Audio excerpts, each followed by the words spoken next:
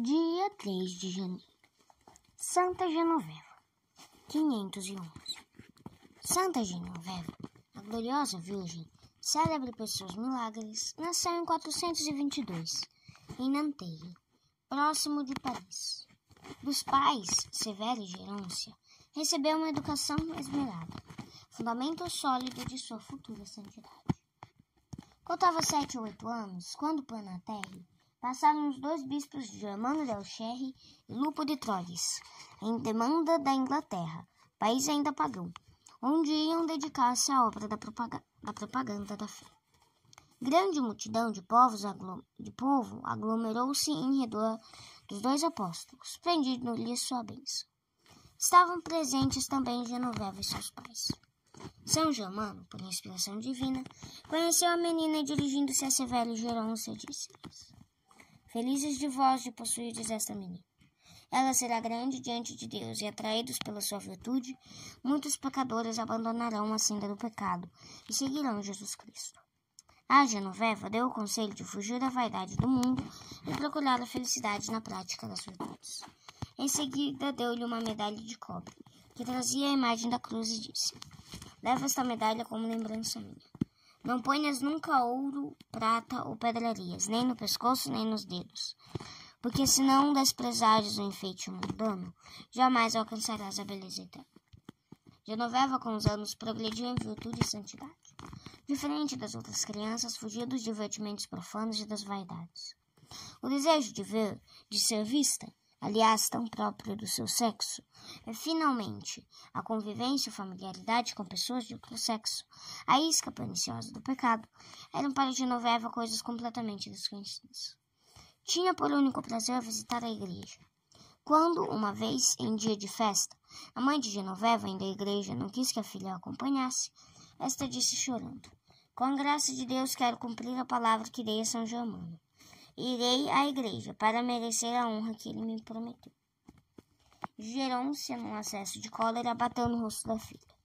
Por castigo, veio-lhe uma cegueira, que durou 21 meses. Passado esse tempo, recuperou a vista, lavando os olhos 3 vezes com a água que Genoveva tirara da fonte e benzera com o sinal da cruz. Aos 15 anos, Genoveva fez o voto de castidade, nas mãos do bispo de Paris, e recebeu o véu sagrado.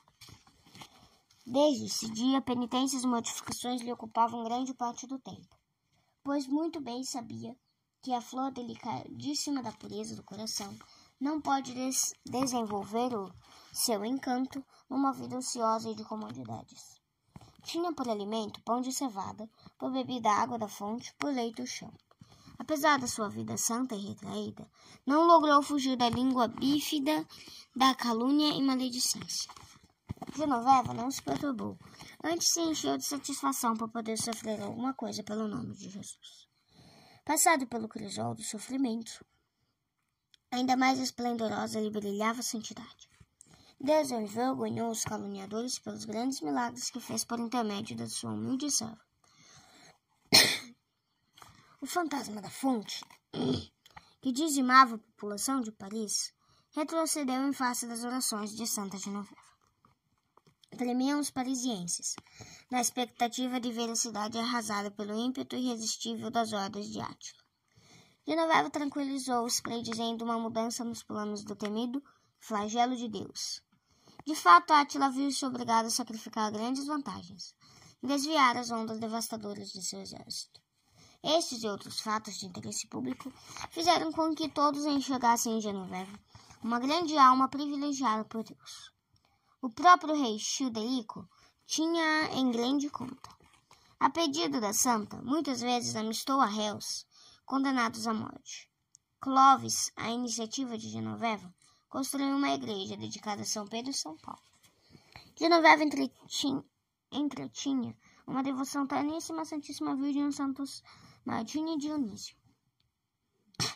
Mandou construir um templo no lugar onde São Dionísio derramara o sangue em testemunho da fé. Genoveva morreu na idade de 89 anos. A cidade de Paris venera como padroeira. Em tempos bem críticos, a capital da França tem experimentado a valiosa proteção de sua defensora. Em 1130, apareceu uma epidemia chamada o fogo, que transformou a cidade em grande hospital e causou muitas mortes. O povo apavorado fez preces públicas suplicando ao céu misericórdia. Já existiam aproximadamente 1.400 doentes em Paris, quando a população resolveu organizar uma grande procissão, na qual foram levadas as relíquias de Santa Genoveva. A procissão realizou-se e a epidemia extinguiu-se como por encanto. Suas relíquias foram queimadas no ano de 1793 e sua igreja transformada no Panteão. Reflexões. 1. dos maiores crimes de que os judeus se fizeram culpados foi o de terem sacrificado os próprios filhos aos hediondos ídolos dos pagãos, uma vez que se desligaram da lei que os obrigava ao culto do verdadeiro Deus. Jesus Cristo ameaça de maldição eterna aqueles que, dando escândalos pequenos causadores, se lhes tornam da perdição.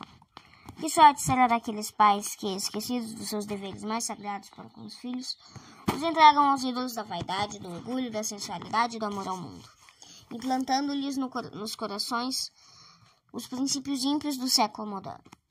É uma crueldade sem nome praticada por muitos pais que, em vez de dar aos filhos uma educação sólida sobre o fundamento da religião católica, os educam para o mundo, entregando as almas prediletas de Nosso Senhor ao demônio da vaidade e da luxúria. A alma da criança é igualmente acessível à virtude e ao vício. É cera na mão daquele que a formar. Se a criança, em vez de ouvir os doces ensinamentos da religião de Nosso Senhor, recebeu diariamente instruções sobre modos, sobre a arte de atrair as amizades do mundo, sobre galanteios e namoros, se riqueza, bom casamento e toda sorte de divertimentos lhe são apontados como os bens mais desejáveis nesta vida, claro está que o caráter da criança em formação se perverte, não havendo mais lugar para a compreensão da vida religiosa, da prática das virtudes por amor de Deus, da imitação dos exemplos grandiosos de virtude como os apresenta a vida dos santos. Da vida de Santa Genoveva, donzelas e moços podem aprender que, para conservar a inocência, não há meios mais idôneos que estes. A fuga das ocasiões de pecar, amor ao trabalho, dedicação à oração e aversão aos divertimentos profanos. Jovens que dão toda a liberdade aos sentidos, principalmente aos olhos. Jovens que se sentem bem na companhia de pessoas mundanas. Jovens que avidamente se entregam aos divertimentos por mais licenciosos e perigosos, como tais sejam acoimados. Jovens que não rezam e qualificam a oração de ocupação inútil, se não já perderam a inocência, não estão longe disso. Oxalá todos os jovens queiram aceitar o conselho do Espírito Santo que diz: Meu filho, quando os pecadores te chamarem, não lhes dês ouvidos. O veneno do pecado está muitas vezes escondido nas coisas que mais nos agradam e que adulam aos nossos sentidos. Na prática da virtude, porém, estão depositadas a tranquilidade da consciência, o sossego do espírito e a amizade com Deus, e muitas vezes a saúde do corpo e a felicidade cá na terra.